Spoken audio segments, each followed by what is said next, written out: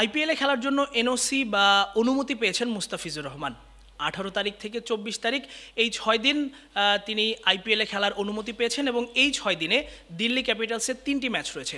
প্রথম ম্যাচ 18 তারিখেই গুজরাট টাইটান্সের বিপক্ষে, এরপরে 21 তারিখে তাদের আরেকটা ম্যাচ রয়েছে যেটা মুম্বাই ইন্ডিয়ান্সের বিপক্ষে, এবং 24 তারিখে আরেকটা ম্যাচ রয়েছে যেটা পাঞ্জাব কিংসের বিপক্ষে। এবং এই 3টি ম্যাচ খেলার সুযোগ পাবেন মুস্তাফিজ এই 6 দিনের মধ্যে, অর্থাৎ তাকে সংযুক্ত আরব আমিরাতের বিপক্ষে বাংলাদেশের যে 2 ম্যাচের টি20 সিরিজের প্রথম ম্যাচ রয়েছে সেই ম্যাচটা খেলার পরেই তিনি আইপিএলে চলে যাবেন 18 তারিখে।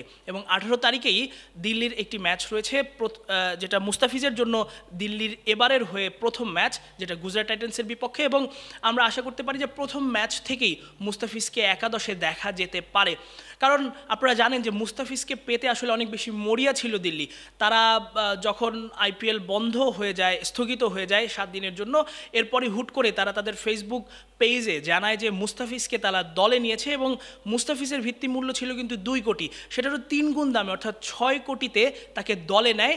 এবং সেই সময়টায় তারা জানায় যে Australian batter Jack fresher McGurk তার বদলি হিসেবে তারা মুস্তাফিজকে তাদের স্কোয়াডে যুক্ত করেছে। এবং এরপর যখন আসলে সেটা জানার পরপরই কিন্তু মুস্তাফিজ জাতীয় দলের সঙ্গে সংযুক্ত আরব আমিরাতের দুবাইয়ে চলে যান, কারণ যেহেতু সেখানে 2টো টি20 ম্যাচ রয়েছে। এবং এরপর বিসিবির পক্ষ থেকে জানানো হয় যে তিনি আসলে এনওসির জন্য তখনও আবেদন করেননি।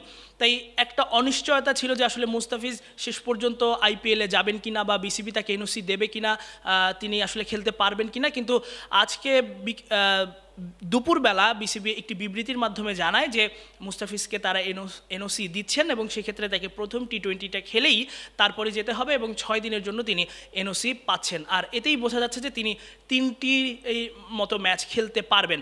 এবং মুস্তাফিজের জন্য আসলে কতটা মরিয়া হয়েছিল দিল্লি সেটা আরও স্পষ্ট হয়। ইতিমধ্যেই ভারতের গণমাধ্যমগুলো সেটা নিয়ে খবরও কিন্তু প্রকাশ করা শুরু করেছে, কারণ আজকে শুক্রবার সকালবেলা তাদের যে মেইন পেসার মিচেল স্টার্ক, অস্ট্রেলিয়ার মিচেল স্টার্ক, তিনি কিন্তু দিল্লির টিম ম্যানেজমেন্টকে জানায় যে তিনি আর ফিরছেন না, যে কারণে মুস্তাফিজকে পাওয়ার জন্য অনেক বেশি মরিয়া হয়ে ওঠে কিন্তু দিল্লি। তারা হয়তো বা এমনও হতে পারে, আমি ধারণা করছি, আমি নিশ্চিত না, আমি ধারণা করছি যে তারা বিসিবির সঙ্গে হয়তো বা বারবার করে যোগাযোগ করেছে, যেহেতু এইসব ক্ষেত্রে এনওসির ক্ষেত্রে বোর্ডের অনেক বেশি কর্তৃত্ব থাকে, কিংবা কোনো একজন ক্রিকেটারকে আসলে ছাড়ার ক্ষেত্রে বোর্ডের অনেক বেশি কর্তৃত্ব থাকে। সে কারণে আমি ধারণা করছি যখন তারা আসলে জানতে পারে যে মিচেল স্টার্কও আসছে না, তখন হয়তো বা তারা বিসিবি কিংবা বাংলাদেশ ক্রিকেট বোর্ডের সাথে বারবার করে যোগাযোগ করেছে, কিংবা তাদেরকে হয়তো বা রিকোয়েস্টও করেছে যাতে মুস্তাফিজকে এনওসি দেয়া হয়। কারণ প্রথম থেকে আমরা ধারণা করছিলাম যে হয়তো বা 2টো টি20 খেলার পরই তিনি যেতেন আসলে ইন্ডিয়াতে এবং সেখানে গিয়ে আইপিএল ম্যাচ খেলতেন এবং সেক্ষেত্রে হয়তো বা 2টোর মতো ম্যাচ পেতেন। কিন্তু এখন যেহেতু বিসিবি খুব সহজেই তাকে এনওসি দিয়েছে এবং সেটাও 6 দিনের, এবং এতেই বোঝা যাচ্ছে যে দিল্লির পক্ষ থেকে হয়তো বা বাংলাদেশ ক্রিকেট বোর্ড বা বিসিবির সঙ্গে বারবার করে যোগাযোগ করা হয়েছে, এবং যে কারণে কিন্তু তারা 6 দিনের জন্য এবং 3টা ম্যাচের জন্য মুস্তাফিজকে ছেড়েছে।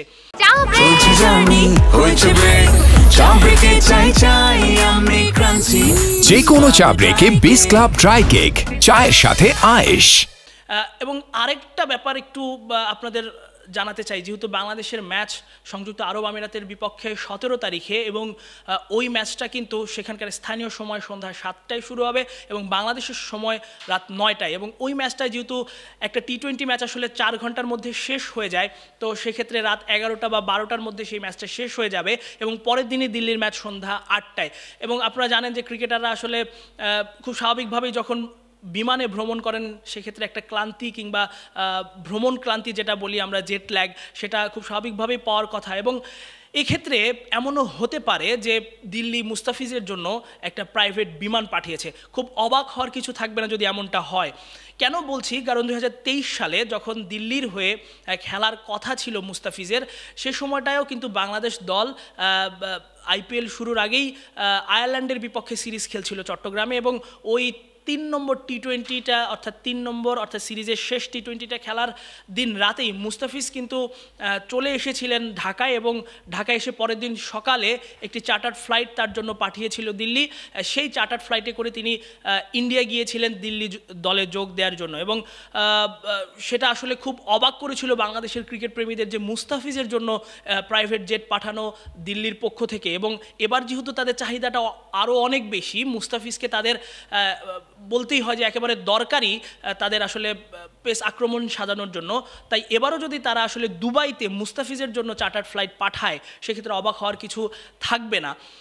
আমি নিশ্চিত করে বলতে পারছি না এমনটা হওয়ার সুযোগ আছে কিনা, বাট যেহেতু এর আগে ইতিহাসে কিংবা অতীতে আমরা এরকম দেখেছি, তাই এবারও যদি হয় সেক্ষেত্রে আমি আবারও বলছি যে অবাক হওয়ার কিছু থাকবে না। এবং যেমনটা বলছিলাম যে প্রথম ম্যাচেই দিল্লি কিন্তু মুস্তাফিজকে খেলাতে পারে, কারণ তাদের আসলে পেস বোলিং আক্রমণে তেমন বিদেশি পেসার নেই। মিচেল স্টার্ক ছিলেন 14টা উইকেট নিয়ে দলটার সর্বোচ্চ উইকেট শিকারী তিনি, যেহেতু তিনি আসতে পারছেন না তার জায়গায় তারা মুস্তাফিজকে খেলানোর চিন্তাভাবনা করছে, কারণ এছাড়া তাদের আর বিদেশি পেসার রয়েছেন শ্রীলঙ্কান দুষ্মান্থু চামিরা, যার আবার পারফরমেন্স খুব একটা ভালো নয়। এখন পর্যন্ত 3টা ম্যাচ খেলেছেন, দিল্লির সবশেষ ম্যাচে তিনি 46 রান দিয়েছেন, একটা উইকেট নিয়েছেন। তার আগের 2 ম্যাচের একটাতে 24, একটাতে 25, এবং 3 ম্যাচে তার উইকেট সংখ্যা কিন্তু মাত্র 3টি। এই 2 বিদেশি পেসারের সঙ্গে দিল্লির স্কোয়াডে কিন্তু বাকি যারা পেস বোলার রয়েছেন সকলেই আসলে ভারতীয়, একজন মুকেশ কুমার, আরেকজন মোহিত শর্মা এবং আরেকজন থাঙ্গানাসু নটরাজান। তো খুব স্বাভাবিকভাবেই তারা মুস্তাফিজকে প্রথম ম্যাচ থেকেই খেলিয়ে দেবে, কারণ মুস্তাফিজ এখন পর্যন্ত আইপিএলে 5টা ফ্র্যাঞ্চাইজির হয়ে খেলেছেন এবং তার অভিজ্ঞতাও অনেক বেশি। আইপিএলে খেলতে গিয়েই তিনি কিন্তু প্রথম বিদেশি হিসেবে ইমার্জিং প্লেয়ারের খেতাবও জিতেছিলেন।